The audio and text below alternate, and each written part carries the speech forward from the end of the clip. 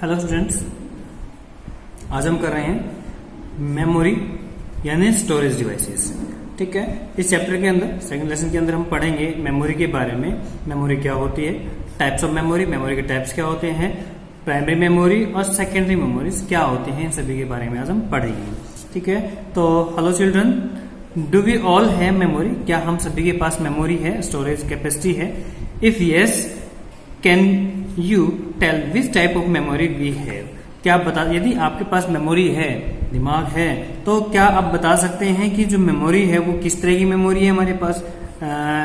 Is it permanent और temporary? क्या ये परमानेंट मेमोरी है, यानी कि एक बार इसमें जो डाल दिया वो एक बार डालने के बाद हमेशा के लिए सेव हो जाएगा, या टेम्परेरी कुछ समय बाद खत्म हो जाएगा? Everybody has different capacity and speed of memory.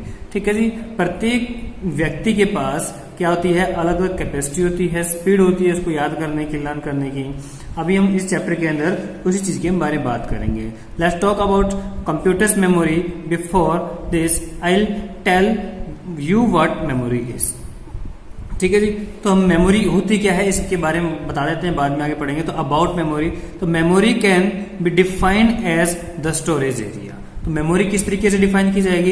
एक स्टोरेज एरिया के तरीके से हम इसको डिफाइन करेंगे। यानी कि जब भी हमारे पास कोई चीज है उसको स्टोर करना है, तो हमारे को क्या चाहिए उसको स्टोर करने के लिए? एक स्टोरेज कैपेसिटी चाहिए, स्टोरेज एरिया चाहिए। तो वो storage area where a data और इंफॉर्मेशन कैन बी स्टोर्ड, जहां पर भी कोई डेटा या कोई इंफॉर्मेशन स्टोर की जाती है, आइदर परमानेंटली और टेम्परेरी। परमानेंटली यानी कि हमेशा के लिए भी हमने एक बार स्टोर कर दिया तो हमेशा के लिए वहीं पर रहेगी। टेम्परेरी भाई कुछ समय के बाद भी हम उसको वहां से हटा सकते हैं। Computer can understand only coded form of numbers.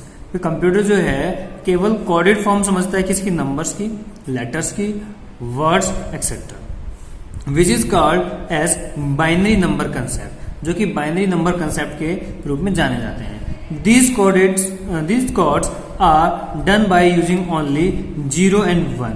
ये कोड जो है 0 और 1 के नाम से या कोडेड किए जाते हैं।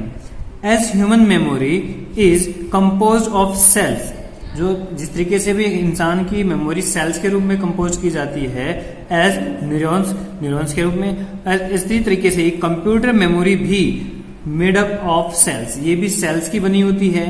Here each cells has the capacity of storing. तो यहाँ पर क्या है, प्रत्येक सेल की कैपेसिटी होती है स्टोर करने की। कितनी होती है भाई? 1 bit of information in the form of binary numbers. एक बिट होती है इंफॉर्मेशन की किसके फॉर्म में? बाइनरी नंबर्स में। या तो 0 होगी या 1 होगी, ये एक बिट हो जाती है। In computers memory, computer memory में जो मेमोरी है वो रिप्रेजेंटेड करती है इन बाइट्स में रिप्रेजेंट की जाती है। और we can say the measuring unit of memory is byte. तो हम कह सकते हैं कि कंप्यूटर की जो मेजरिंग यूनिट है स्टोरेज कैपेसिटी की, मेमोरी की, वो क्या है? बाइट है। इसको ध्यान से पढ़ेंगे। यहाँ पर हम कहते हैं जैसे 0 और 1 जो ये है बिट होती हैं, और जब इन बिट्स को 8 बार लिखा जाता है तो 8 बिट्स मिलकर के क्या बनाती है? 1 बाइट बनाती है। तो इस बात को ध्यान रखेंगे, कितने बिट मिलकर के एक बाइट बनाते हैं, या एक बाइट में कितने बिट्स होते हैं। ठीक है, चलिए हम थोड़ा और जान लेते हैं। तो the most common measuring unit of memory is, तो ज्यादा जो कहते हैं अभी कौन सी मेमोरी होती है, मेजरिंग यूनिट क्या होती है उनकी?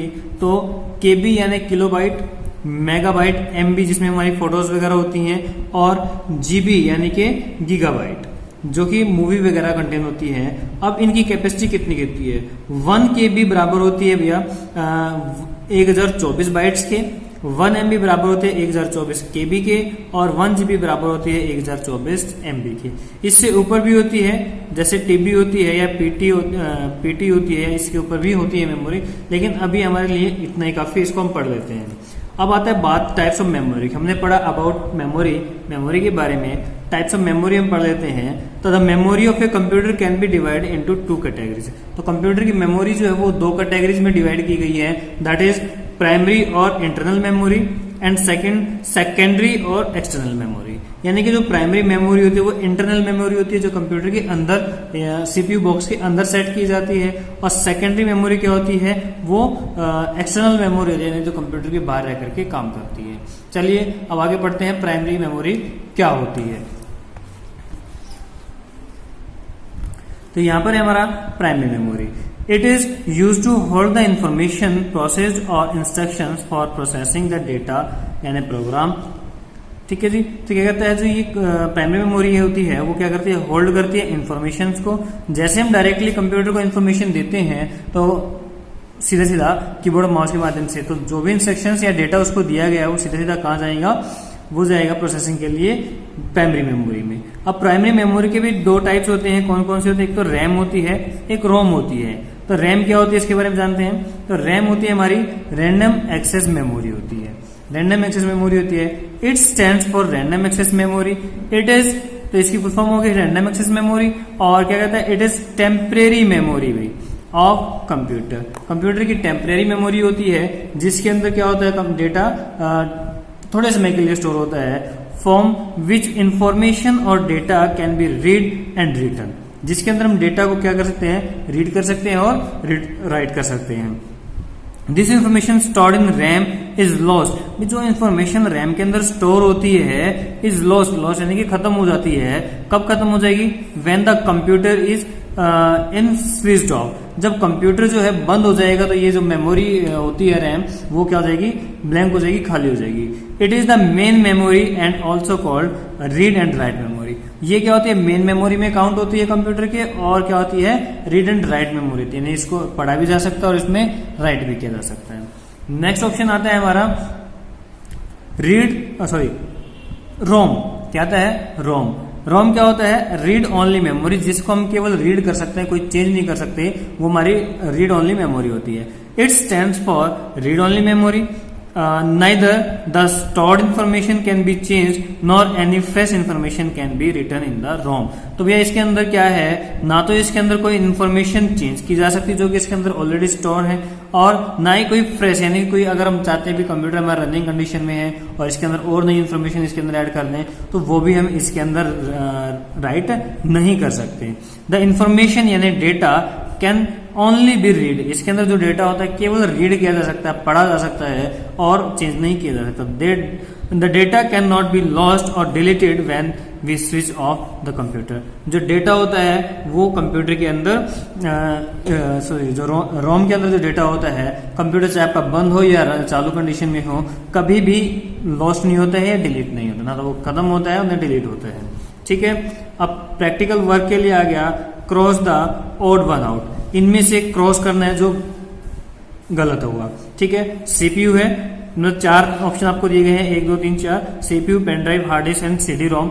इन चारों में से आपको ऑप्शन देखना है कि कौन सा, 3 तो सेम प्रकृति के हैं, एक अलग है।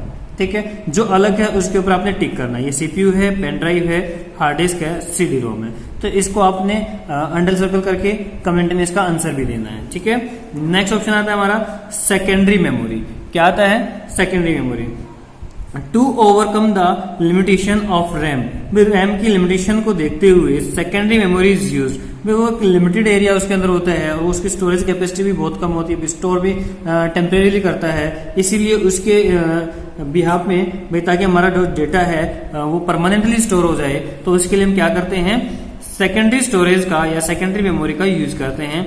It retains and stores the data even after switching off the computer. भाई इसके अंदर कंप्यूटर में जो डेटा है, कंप्यूटर चाहे बंद हो चाहे रनिंग कंडीशन में हो, हम किसी भी कंडीशन में यहाँ से डेटा को उठा सकते हैं, ले सकते हैं। Secondary memory permits the computer to record information permanently. जो सेकेंडरी मेमोरी है वो परमिट कर देती है भाई किसको, कंप्यूटर को, किस लिए, जो इन्फॉर्मेशन है उनको परमानेंटली रिकॉर्ड करने का। भी जो भी इन्फॉर्मेशन, जो डेटा हमने कंप्यूटर में दिया है वो परमानेंटली कंप्यूटर में स्टोर हो जाए।